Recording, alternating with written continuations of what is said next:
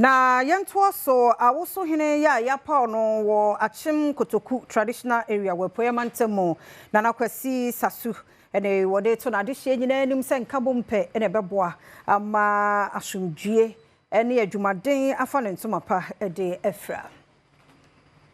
so hene yo wa Achim Kotoku traditional area ewe poyamantam ne MOA na nakwasi sasu ya otoso wenan wode de sere eto ne manfo nyina enem se wonmo enka wonmo ho embomu esanse nkabomu ho no mu asomdwe nso etumi yeba emakoro etumpon abara wode no wesi akonya eso eno de sansem ye tudwa no de to adehye ena kromafo nyina enem se intawantawa bia ekoso mo ntamo bia no wonhwensiesie sere be yom betumi atena se asomdwe emu emanije emia ho a se na krora awaye mia me wofa ene waje mi atum se me meka ho na ye mmoa Achim Kotoku na oman no na se kro ni ntoma pa bi mfra penifo se ba kofo nche odamfo wonim de sesen wohia obi de aka ho watumi de abuman na se wode niema opese we nkabom de hia pa obia enkanko gina enkabom so se enkabom ne kromu a ekro no enyini dana niema pa ayesese kro ni nyina na aboye ti enkabom yade ayehia pa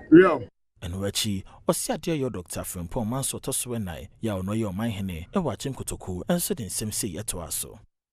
sunsun we wo mu no so ehia se metufo efiri se afutuo no eno a ne enipa edi wachire no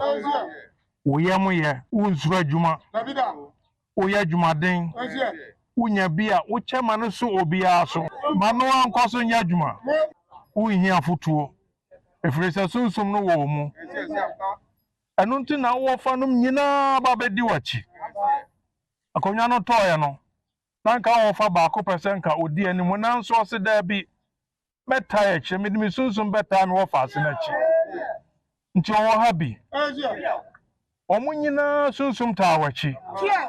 efi so omu nim se unnu omu hwamo ntia